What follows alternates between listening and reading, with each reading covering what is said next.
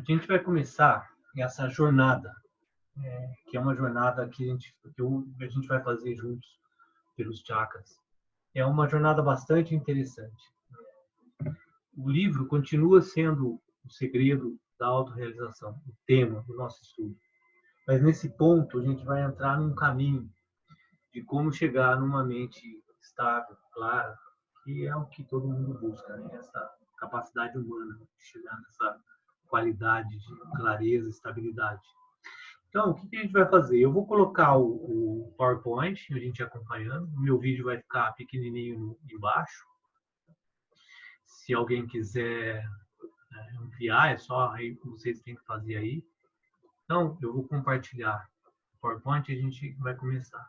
Aí eu faço uma parada no meio, a gente faz algumas perguntas e termina. E a estrutura das aulas, só interessante colocar. Eu vou fazer umas aulas diferentes. A gente vai falar um pouco sobre esse tema, que a gente vai conversar na parte filosófica do yoga.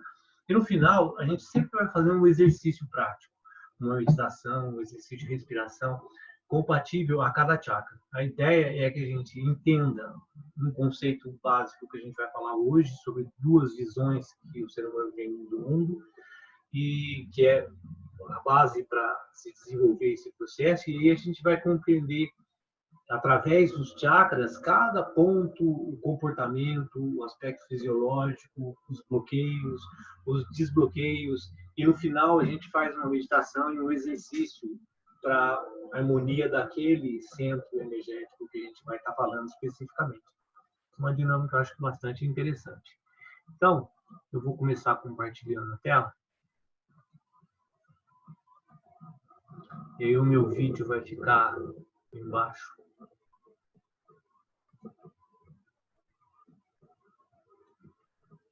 Vocês já estão vendo aí?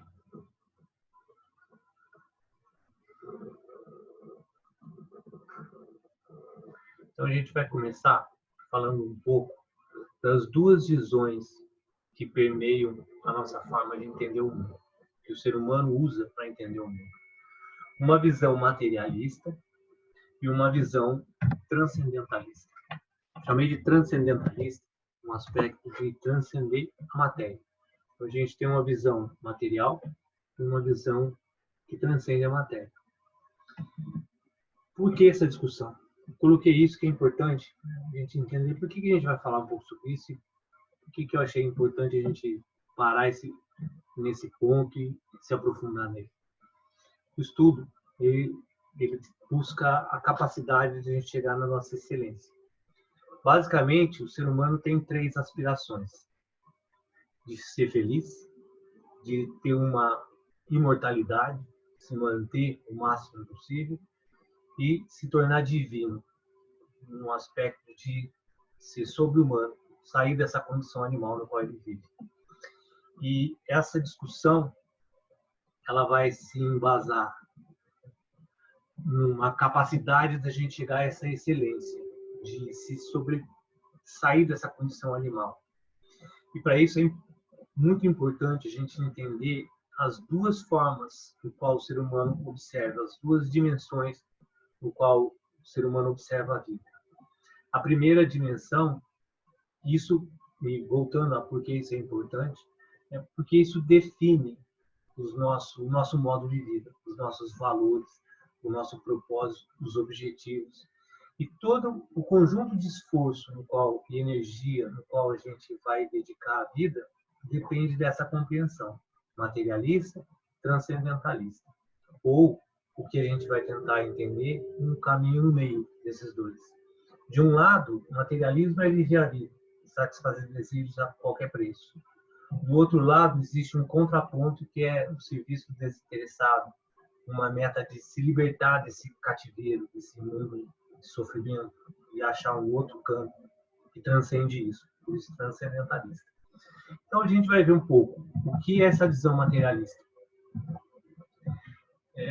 Existem uma realidade além da nossa percepção sensorial, até a ciência chama de matéria escura. Existem vários aspectos da existência que a gente não tem como observar com os nossos sentidos. Mas existe. Essa realidade está além dos nossos sentidos. Assim como existe um poder humano que transcende os limites colocados pela matéria. A gente tem uma forma de existir material, mas a gente tem uma condição de transcender essa matéria. Esses dois campos, que é chamado de suprafísico, ele só pode ser alcançado quando a gente tem um treinamento. Um ponto importante a entender é que toda a nossa existência ela é intermediada pela mente. Então, a mente é a conexão com esse mundo. Não tem como a gente existir sem ser através do processo mental. Então, para que a gente consiga perceber aspectos suprafísicos, sai dessa condição material, a gente tem que ter um intelecto treinado de modo rigoroso, com austeridade, para que a gente alcance novos patamares.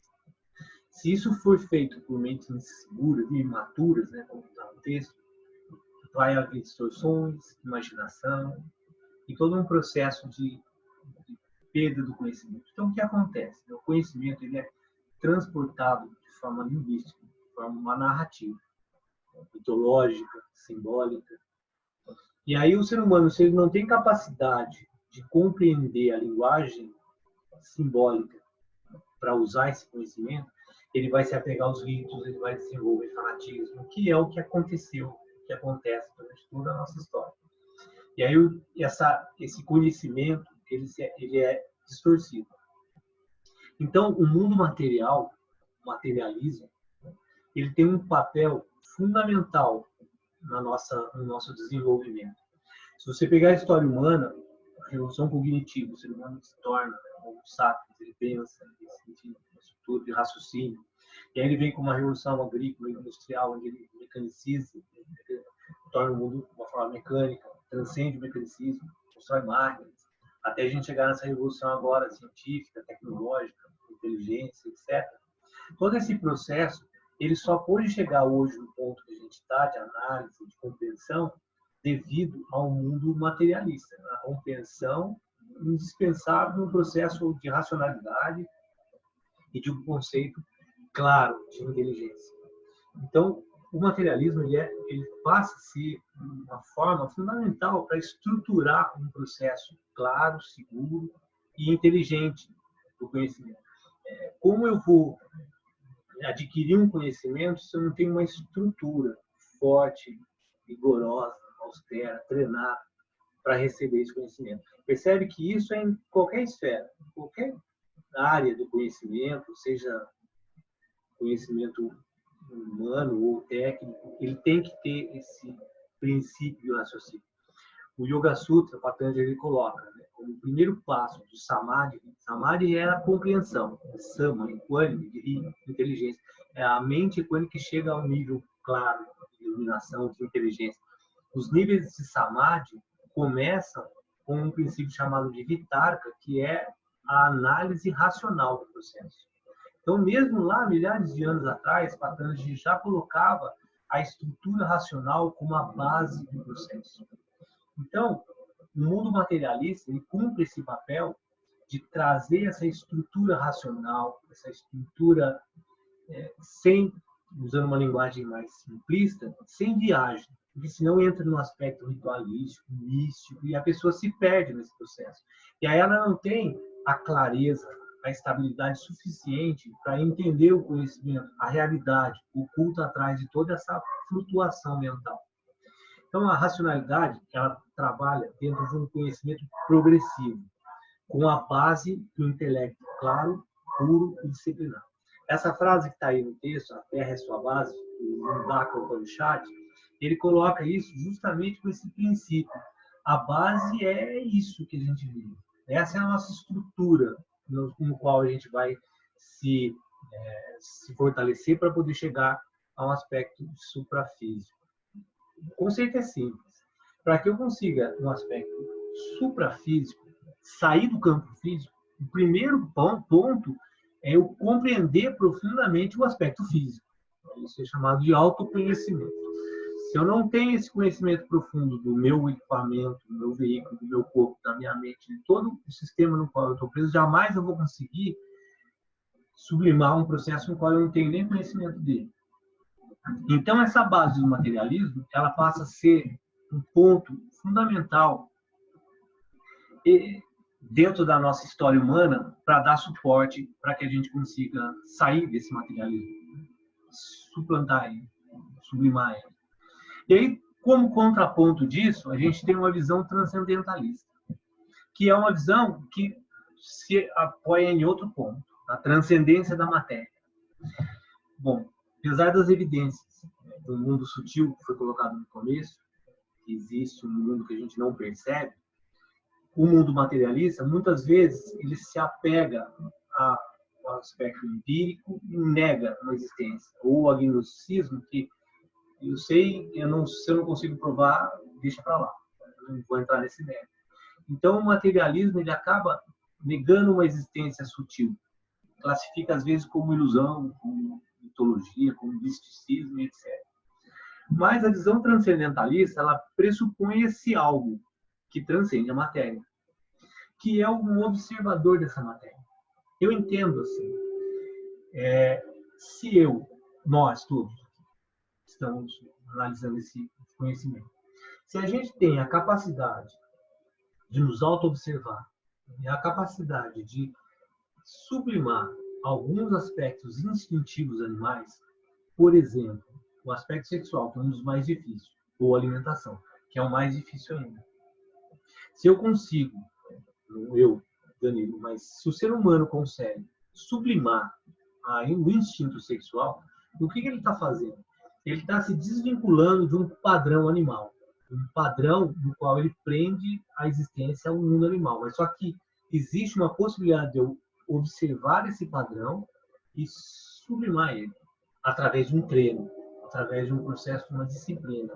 Se eu consigo isso, pressupõe-se que existe algo além desse instinto material. Porque se eu fosse o instinto como o cachorro é, o cachorro jamais consegue sublimar o aspecto sexual dele. Por quê? Porque ele é.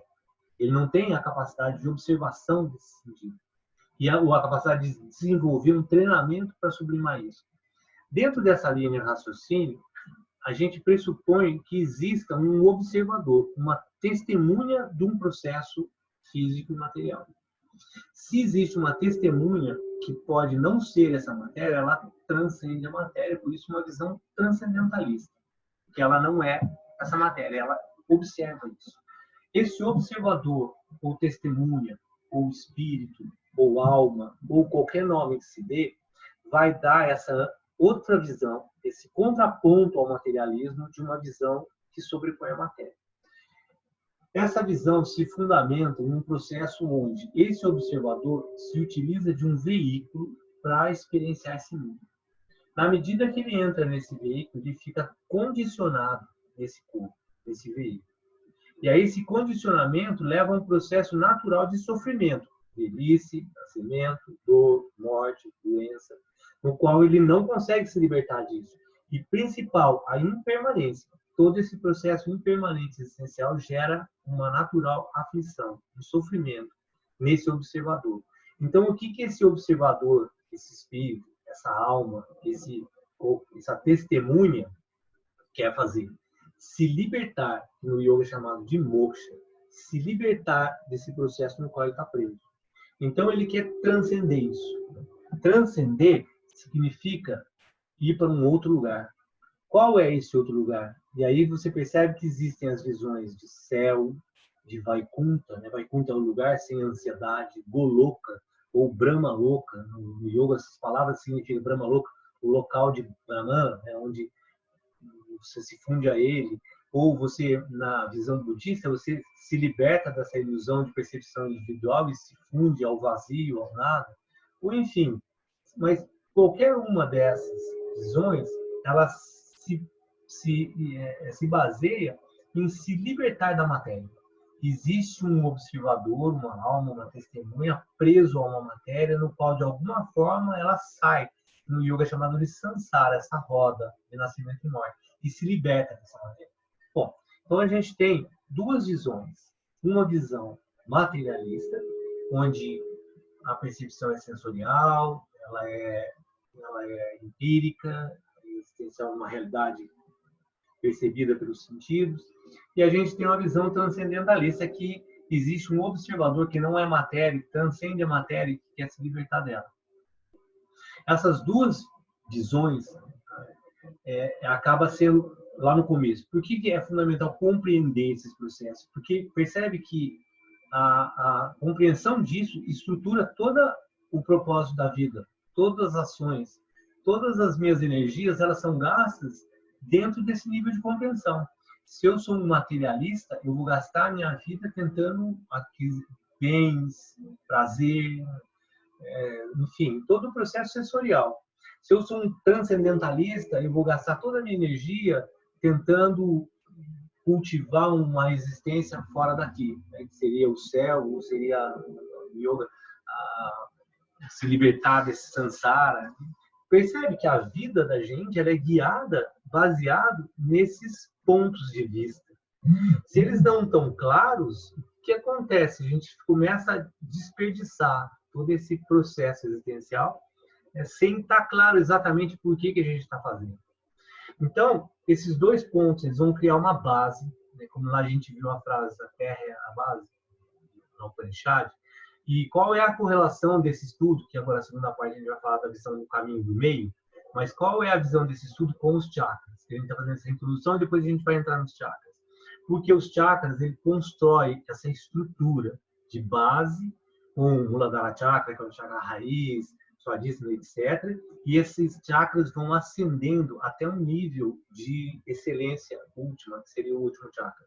Então, a gente vai fazer um exercício de compreender que esse processo existencial, ele é um processo contínuo, é um processo de ascensão de compreensão e treinamento mental e físico, para que a gente consiga ir se libertando desses padrões mais presos à matéria e menos presos à matéria. Mas primeiro a gente tem que entender isso que está sendo colocado hoje, que são essas visões.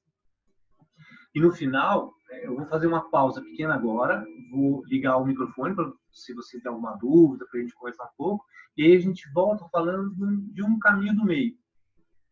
Percebe que essas visões, se elas são postas, elas trazem grandes conflitos, né? Porque é aqueles conflitos de eu sou uma pessoa que acredita na alma, mas eu preciso ganhar dinheiro, preciso sobreviver. Então aí, em certas grande parte das pessoas, é muito comum ver na estrutura religiosa, né? Você pega uma pessoa que de segunda a sábado ela é materialista, trabalha, ganha dinheiro, cuida da família e acaba com. Domingo ela é transcendentalista, ela vai para a missa, ela reza, ela faz oração.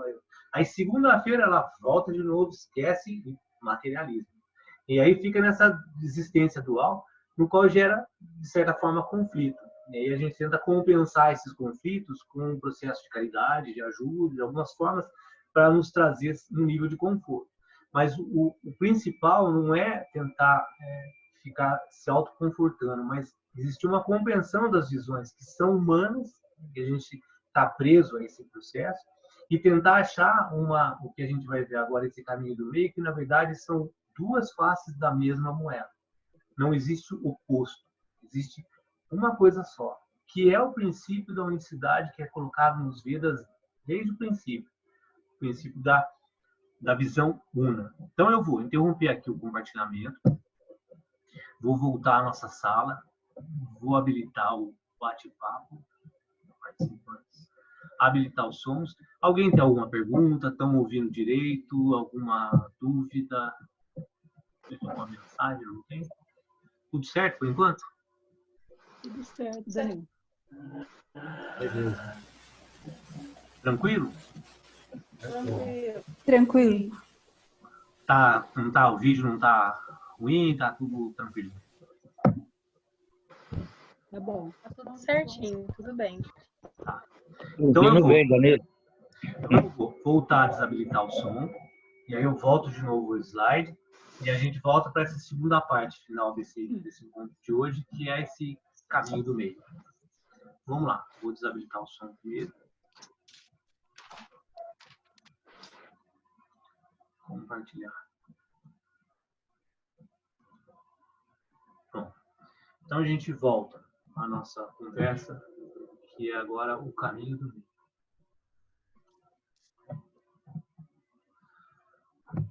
Um lado material, um lado transcendental. O que seria esse caminho do meio? O caminho entre os extremos.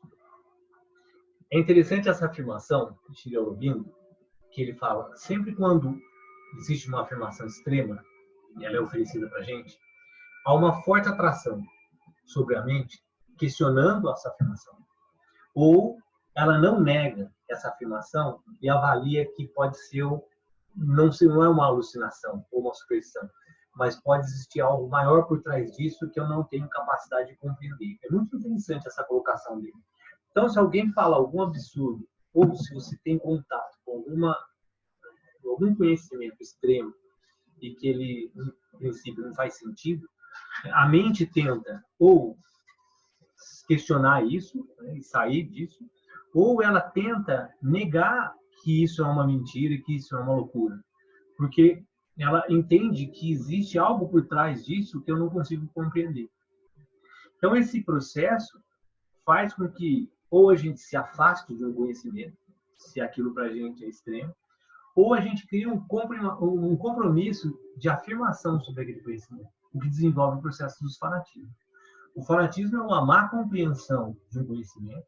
É uma coisa típica. Lá nesse grupo online que eu criei, que está lá, né, que vocês estão entrando, ele tem um filme, que no outro grupo também tem, mas esse também tem, um filme da vida de Shankaracharya, que é um dos principais filósofos do monismo.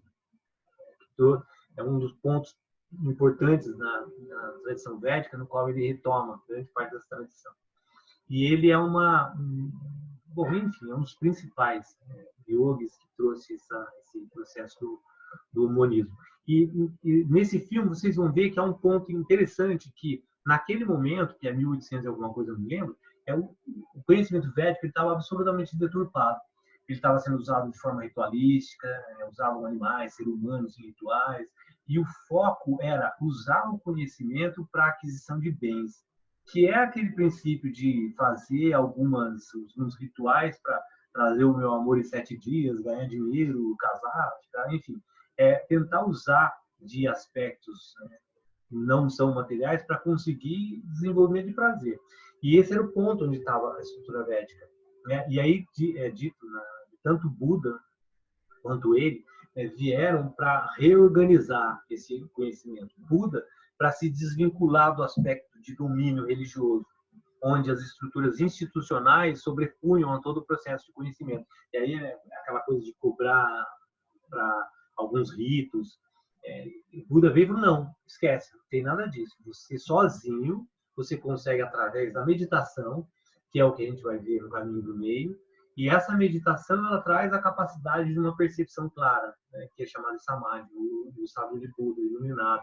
E essa percepção clara te leva ao conhecimento real. E você foge dessas estruturas de engano, percebe? De compreensão errônea do conhecimento. Ele vem reestruturar isso. Ele vem falar que a gente está preso na estrutura kármica, né? Ação e reação, o universo funciona atrás disso.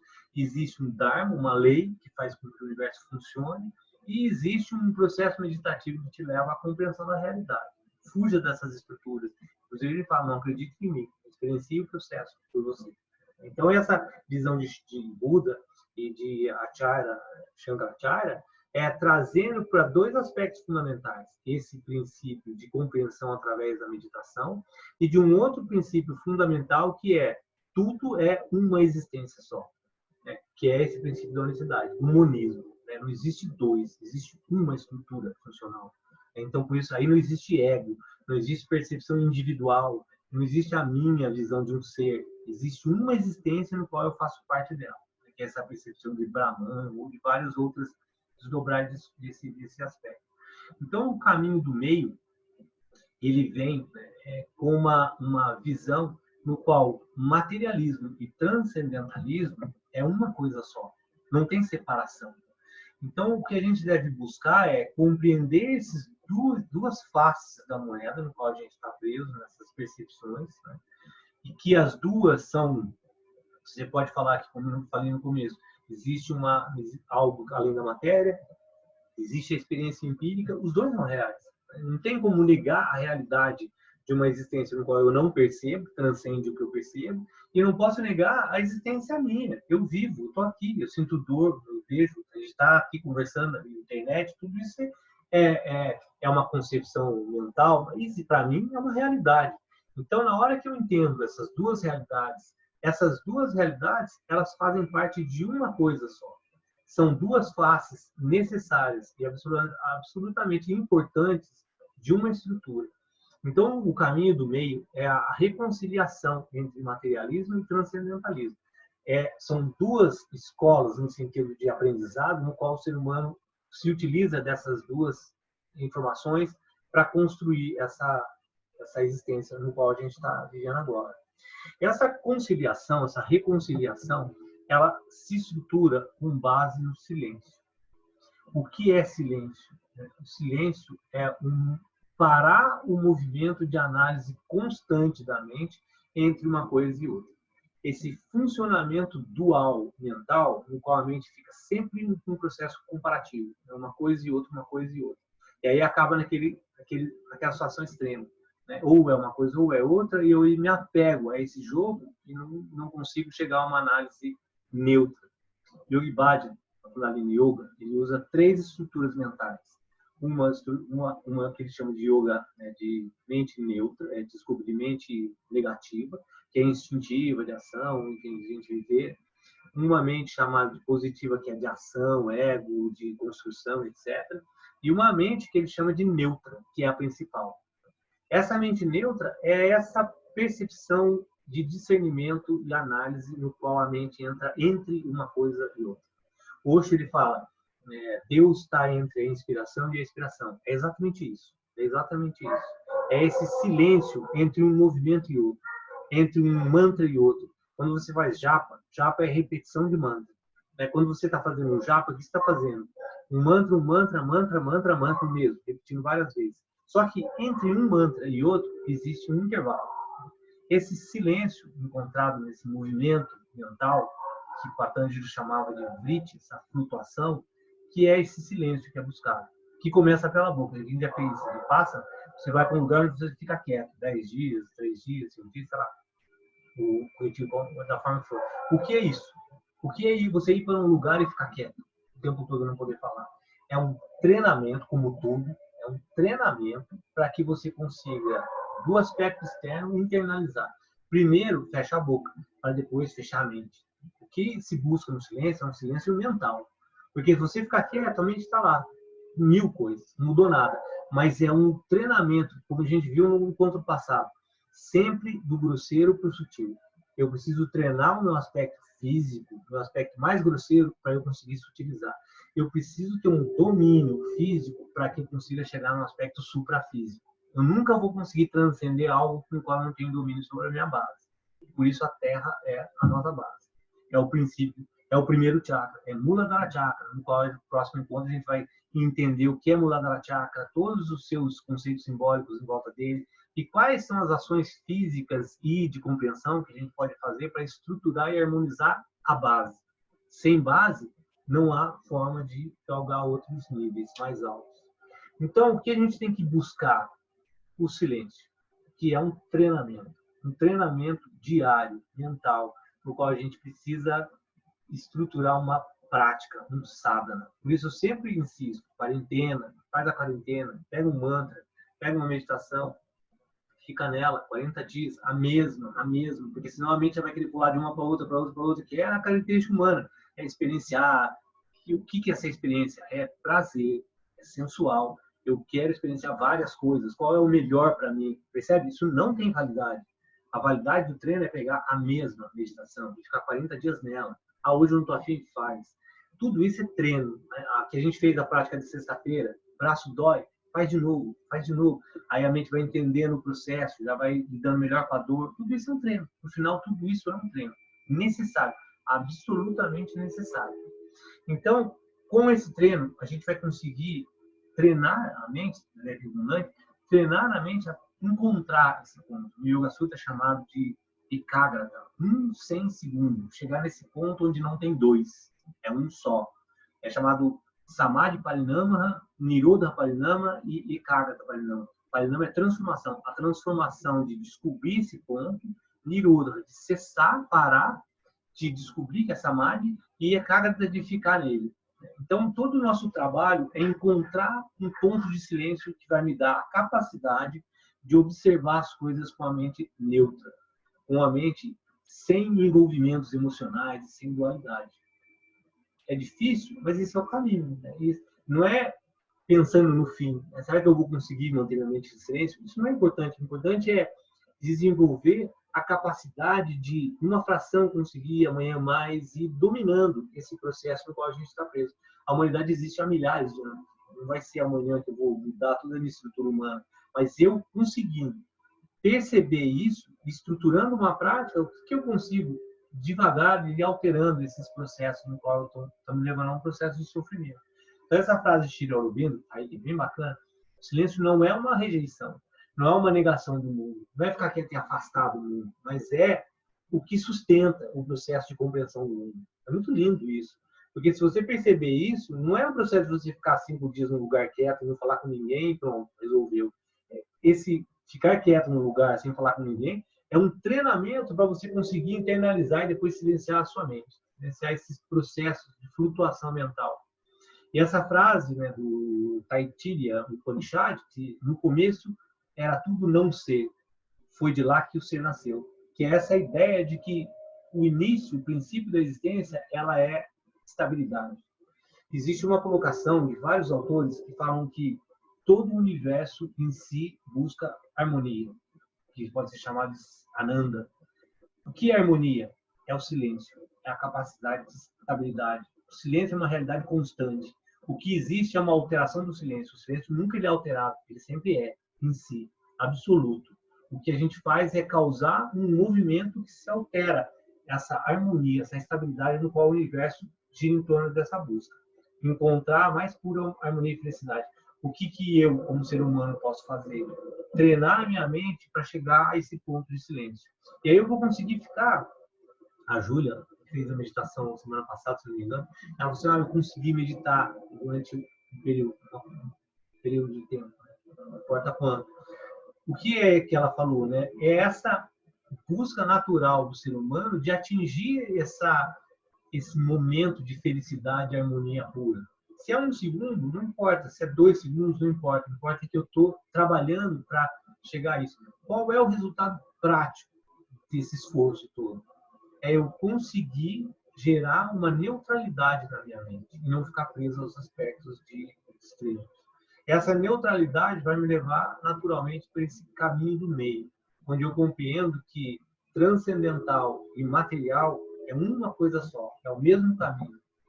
Então, materialismo, no resumo, é uma visão que alavancou todo o conhecimento humano. Não é falar assim, materialismo é ruim, foi absolutamente fundamental para afastar a crendice, visão distorcida. A gente está vivendo agora ainda conflitos de realidade, ciência, religião, misturar uma coisa com a outra. Essa percepção materialista, agnóstica, ela é fundamental, senão o ser humano estava preso na idade da caverna. Ele era uma estrutura mais primitiva ainda existente. A gente só não é primitivo porque a gente saiu desses aspectos de crendice, de misticismo sem sentido e caminhou para um processo científico, de análise empírica, que nos deu a base da gente ser o que é hoje. Fundamental. Ela é o único caminho? Não. Percebe? Ela é o melhor? Não. Ela é o pior? Também não. Ela é necessária. Assim como o transcendentalismo, que se opõe a esse processo, é absolutamente necessário também. Porque se pensa, se eu me fixasse no aspecto material, o que me justificaria de não sair na rua agora, matar uma pessoa e pegar o carro dela e usar, se eu quero um carro ou se eu quero outra coisa? Se tudo é o acaso, se tudo é um processo químico, fisiológico, o que me impede de ir lá e matar uma pessoa e fazer o que eu quiser e satisfazer os meus desejos? Nada. O que me impede disso? Uma percepção de ética, moralidade, algo que transcende a existência biológica física. O transcendentalismo ele vem se opor de uma forma absolutamente necessária para que dê esse equilíbrio. Dalai Lama ele fala assim, se o Oriente, a Índia especificamente, com toda essa visão religiosa que a Índia tem, fosse aliado ao Ocidente, com todo o materialismo, todo o racionalismo, aspecto racional, seria uma mente perfeita. Se você pegar a Terra como uma mente, né, ela tem os dois hemisférios, né, o hemisfério da materialidade, o processo mais positivo, etc., e o negativo, é, mais feminino, o oposto disso, né? E aí, se você pegar esse cérebro e fosse uma coisa só e né, é o sistema funcionando perfeito, com os opostos da mesma moeda trabalhando esse caminho do meio, que é a disciplina que busca a neutralidade. Eu tenho um ponto, tenho outro, eu sou neutro entre os dois pontos. E eu utilizo esses dois sistemas como um processo de aprendizado, não negando e nem aceitando de forma fanática ou qualquer outra palavra que se use para isso. Então, terminando esse primeiro estudo que a gente colocou, né, essa compreensão entre esses dois aspectos, eu acho que é importante essa base, porque essa base, porque começa com Muladhara Chakra? Porque Muladhara Chakra é a raiz, é o processo de instintivo existencial do ser humano. Eu tenho que reconhecer esse sistema e harmonizar ele. Se eu não tiver com esse sistema harmonizado, com essa percepção do mundo correta, esse sistema inteiro harmonizado, eu não saio dele. Então a gente começa por Muladhara Chakra e não por Sahasrara Chakra, que é o da cabeça, com transcendência. Eu tenho que começar do começo. Então eu tenho que exigir um esforço, uma disciplina, uma preparação da base. E aí o que a gente vai fazer para terminar?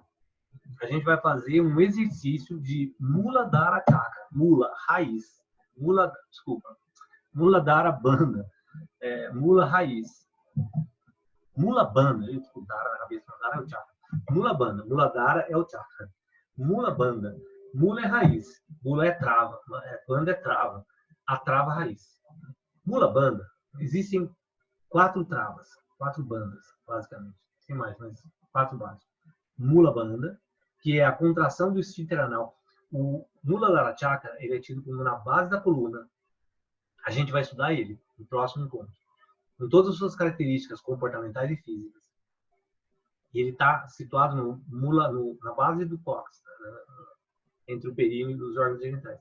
É tido que ali fica presa a Kundalini, né? Ali está presa a energia potencial do ser humano se transformar em divino. Por que está presa ali? Porque se eu não sair dessa condição animal, eu vou ser sempre ali.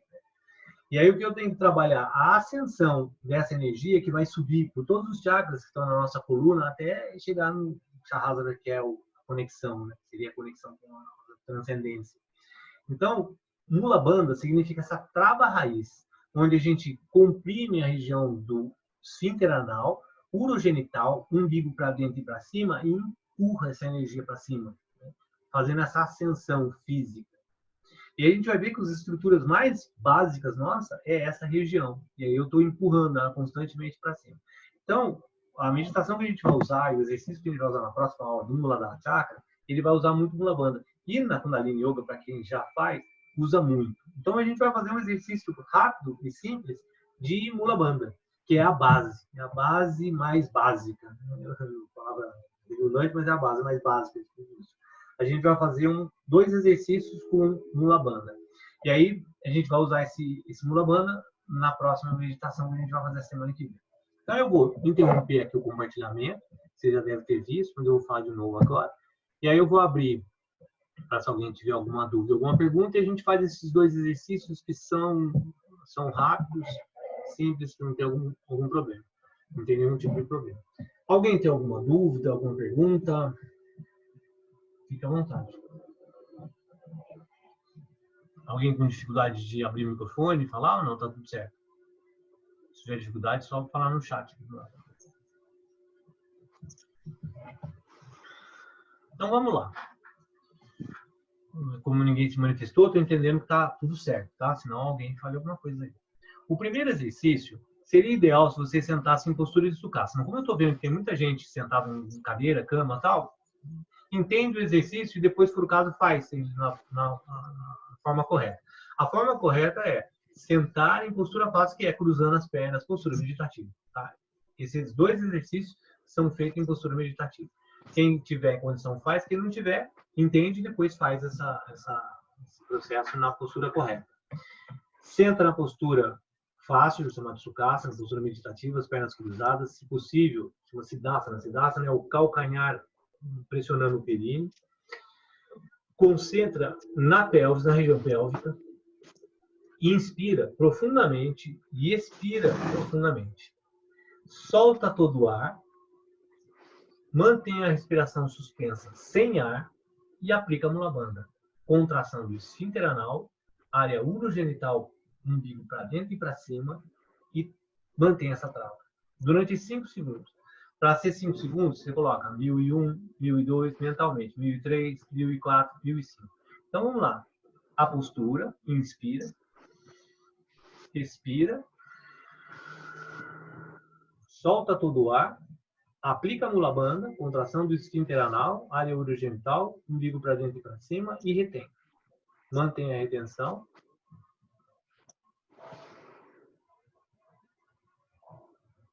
Inspira, expira, solta todo o ar, aplica a Mula Bandha, não solta, contração do esfíncter anal, urogenital, umbigo para dentro e para cima, e mantém 10 segundos.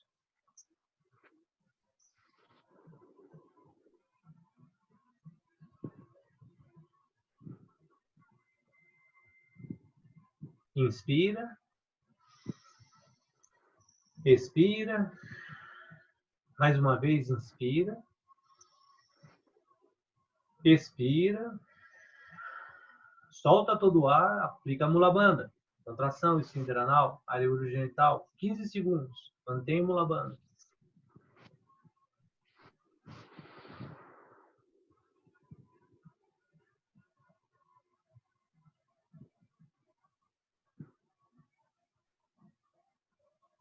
Inspira e expira.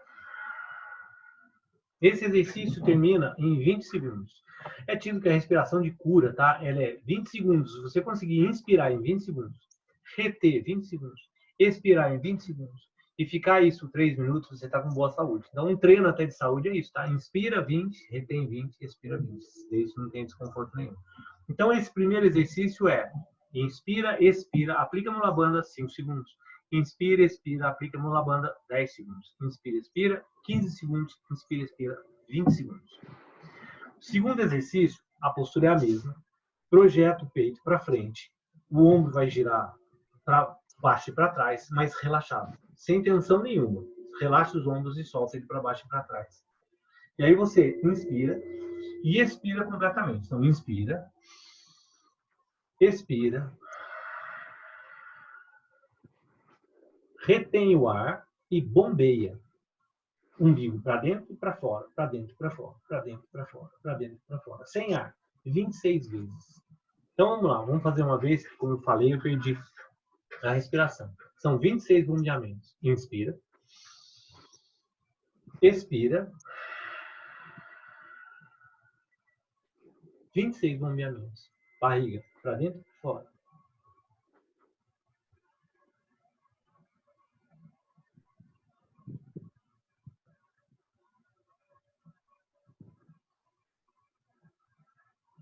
Inspira. Expira. 26 bombeamentos. Em cada contração, um Mula Bandha.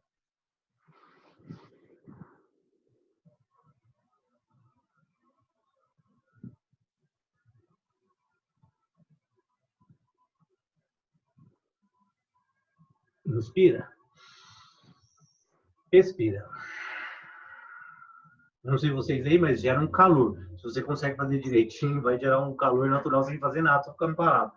Inspira, expira, Mula Bandha, bombeia, barriga para dentro, Mula Bandha, solta, Mula Bandha, Mula Bandha, Mula Bandha, Mula Bandha, Mula Bandha, 26 vezes. E aí faz isso num tempo de 3 minutos. O primeiro faz essa sequência até 20 segundos. O segundo exercício, esses 26 bombeamentos durante 3 minutos. Tranquilo? Alguma dificuldade? Alguém? Estou ativando o som de todo mundo.